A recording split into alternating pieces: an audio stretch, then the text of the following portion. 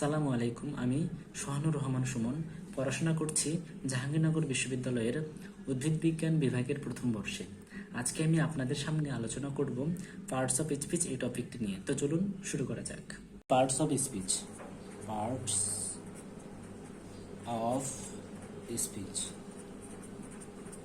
Parts of speech বোঝার জন্য আমাদের শুরুতেই পার্টস অফ স্পিচের ডেফিনেশনটা জানা দরকার। আমরা যদি পার্টস অফ স্পিচ এই কথাটা খেয়াল করি তাহলে আমরা বুঝতে পারবো যে পার্টস অফ স্পিচ মানেটা কি। আমরা সকলেই জানি পার্ট মানে হচ্ছে অংশ এবং স্পিচ মানে হচ্ছে কথা বা বাক্য। তাহলে কি দাঁড়ালো? বাক্য বা কথার প্রত্যেকটি শব্দকে বলা হচ্ছে কি পার্টস অফ স্পিচ। ডেফিনেশনটা আরেকবার বলি, বাক্যে ব্যবহৃত প্রত্যেকটি শব্দকে এক একটি পার্ট অফ স্পিচ বলে। বোঝা গেল? Every single word we use in a sentence is called part of speech. একটা এক্সাম্পল যদি লিখি, এক্সাম্পল আই প্লে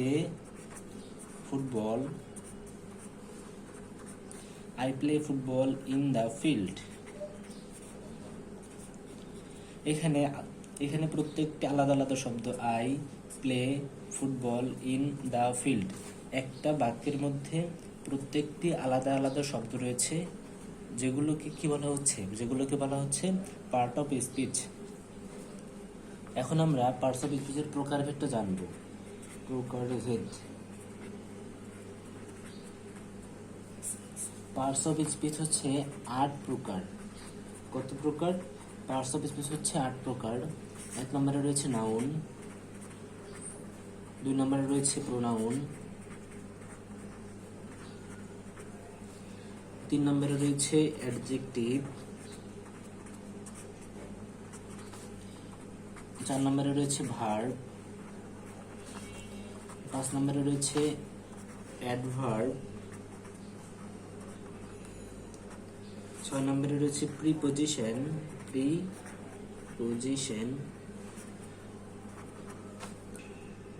7 নম্বরে রয়েছে কনজাংশন এবং 8 নম্বরে রয়েছে ইন্টারজেকশন।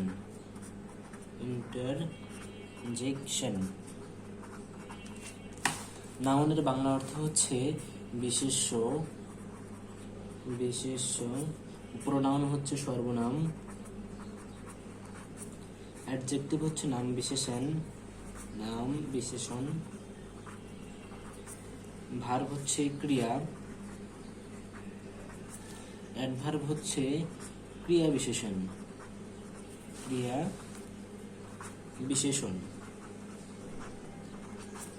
প্রিপোজিশন হচ্ছে পদান্বয়ী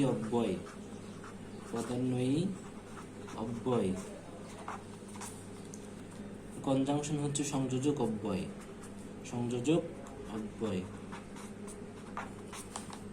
ইন্টারজেকশন হচ্ছে আবেগসূচক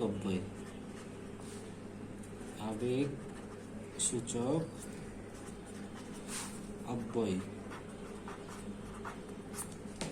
এখন আমরা এই পার্টস অফ স্পিচ যে 8 প্রকার সেটি সংক্ষেপে আলোচনা করব। প্রথমে শুরুতে ছিল নাউন। 1 নম্বরে ছিল নাউন, যার বাংলা অর্থ ছিল বিশেষ্য। নাউনের সংজ্ঞাটা যদি বলি আমরা, যে ওয়ার্ড দ্বারা কোনো কিছুর সাধারণ নাম বোঝায় তাকে নাউন বলে। নাউন দ্বারা কোনো ব্যক্তি, বস্তু, প্রাণী, ঘটনা ইত্যাদির নামকে বোঝায়। একটা এক্সাম্পল যদি লিখি, বাংলাদেশ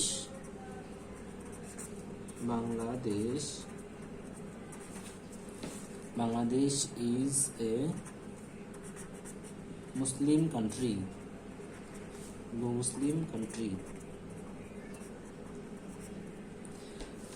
এই বাক্যটিতে বাংলাদেশ কি? বাংলাদেশ হচ্ছে একটা নাউন। কেন? বাংলাদেশ দ্বারা একটি কি দেশের নাম বোঝাচ্ছে। যেহেতু বাংলাদেশ দ্বারা একটি দেশের নাম বোঝাচ্ছে, তাই বাংলাদেশটা এখানে নাউন হিসেবে ব্যবহৃত হয়েছে। 2 নম্বরে রয়েছে প্রোনাউন। এর বাংলা অর্থ হচ্ছে সর্বনাম। প্রোনাউনের ডেফিনেশনটা যদি দেই তাহলে হবে, যে সকল শব্দ দ্বারা আমরা নামের পরিবর্তে ব্যবহার করি তাকেই সর্বনাম বা প্রোনাউন বলছে। একটা এক্সাম্পল যদি লিখি, Rahim Rahim is a good boy, he goes to school everyday.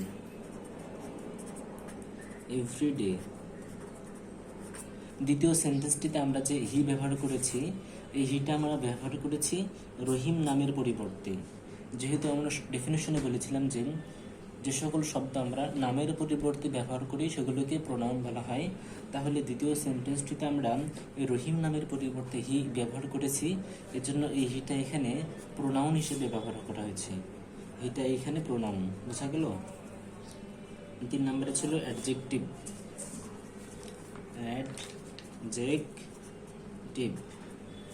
অ্যাডজেক্টিভের Bangla হচ্ছে নাম বিশেষণ।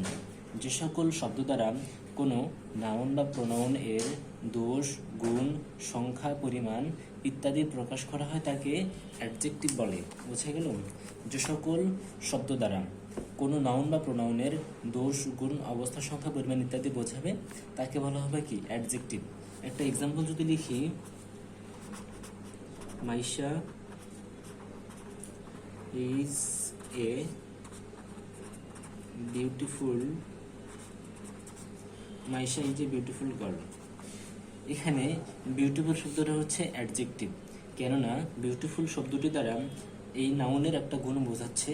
যেহেতু বিউটিফুল শব্দটি নাউনের গুণ বোঝাচ্ছে একটি, তাই এটি অ্যাডজেক্টিভ হিসেবে ব্যবহার করা হবে, তাই এটি অ্যাডজেক্টিভ হবে। বোঝা গেল?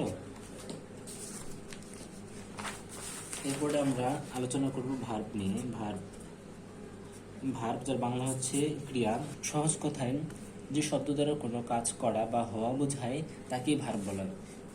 যে শব্দ দ্বারা কোনো কাজ করা বা হওয়া বোঝায় তাকেই ভার্ব বলে। একটা এক্সাম্পল লিখি, উই প্লে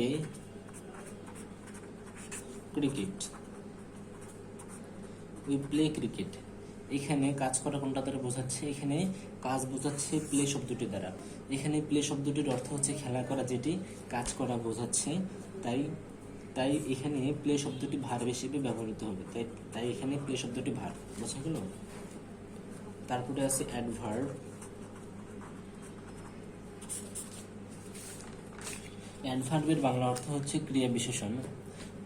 যে সকল শব্দ দ্বারা ভার্ব, অ্যাডজেক্টিভ বা অন্য কোনো অ্যাডভার্বকে মডিফাই করে সেই সকল শব্দগুলোকে অ্যাডভার্ব বলা হয়। বোঝা গেল? যে সকল শব্দ দ্বারা ভার্ব, অ্যাডজেক্টিভ বা কোনো অ্যাডভার্বকে মডিফাই করে সেই সকল শব্দগুলোকে অ্যাডভার্ব বলে।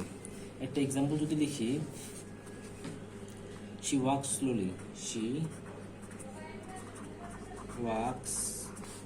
slowly।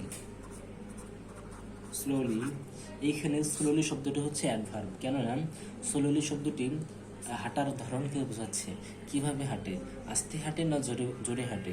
একটা হাঁটার অবস্থাকে বোঝাচ্ছে বা একটা হাঁটাকে মডিফাই করছে।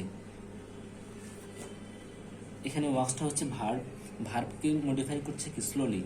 তাই যেহেতু স্লোলি শব্দটা ভার্বকে মডিফাই করছে, তাই এখানে কি স্লোলি শব্দটি অ্যাডভার্ব হিসেবে ব্যবহৃত হবে।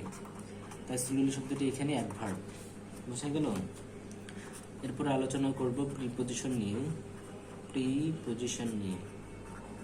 প্রিপোজিশন মানে হচ্ছে পদান্বয়ী অব্যয়। সহজভাবে বাংলায় আমরা সকলেই জানি যে প্রি শব্দের অর্থ হচ্ছে পূর্বে এবং পজিশন শব্দের অর্থ হচ্ছে অবস্থান। তাই খুব সহজেই বোঝা যায় যে যেসব শব্দ নাউন বা প্রোনাউন এর পূর্বে অবস্থান করে বাক্যের অন্যান্য অংশের সাথে ওই নাউন বা প্রোনাউনের সম্পর্ক স্থাপন করে তাকে প্রিপোজিশন বোঝা গেল। একটা এক্সাম্পল যদি লিখি এখানে, তাহলে বিষয়টা সহজ হয়ে যাবে। এক্সাম্পলটা হবে, the book is on the table. The book is on the table. এইখানে অন শব্দটি হচ্ছে প্রিপোজিশন।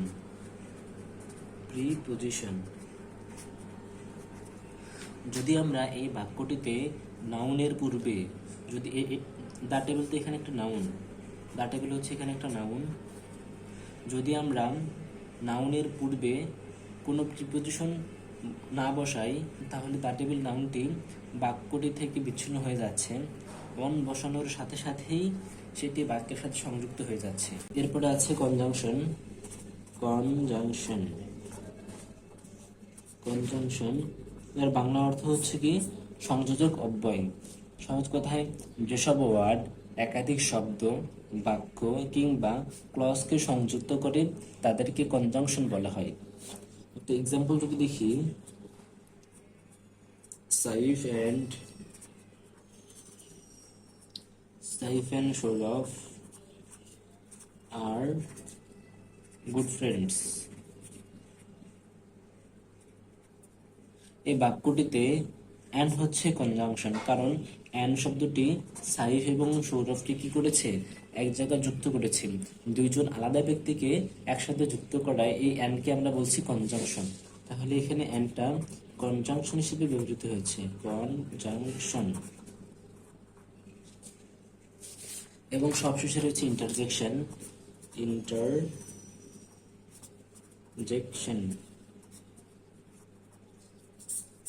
ইন্টারজেকশন বাংলা হচ্ছে আবেগসূচক অব্যয়। ইন্টারজেকশন হঠাৎ করে মনের আবেগ কিংবা অনুভূতির কোনো পরিবর্তন বা প্রকাশকে বোঝায়। কি বললাম? ইন্টারজেকশন হঠাৎ করে মনের আবেগ কিংবা অনুভূতির কোনো পরিবর্তন বা প্রকাশকে বোঝায়। একটা এক্সাম্পল যদি লিখি, হুররা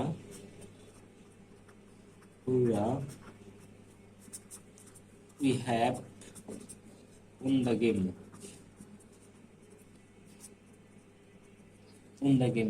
এই বাক্যটিতে হুররা শব্দটি দ্বারা মনের আবেগ বা অনুভূতিকে প্রকাশ করা হচ্ছে, তাই হুররা শব্দটি এখানে ইন্টারজেকশন হিসেবে ব্যবহৃত হবে।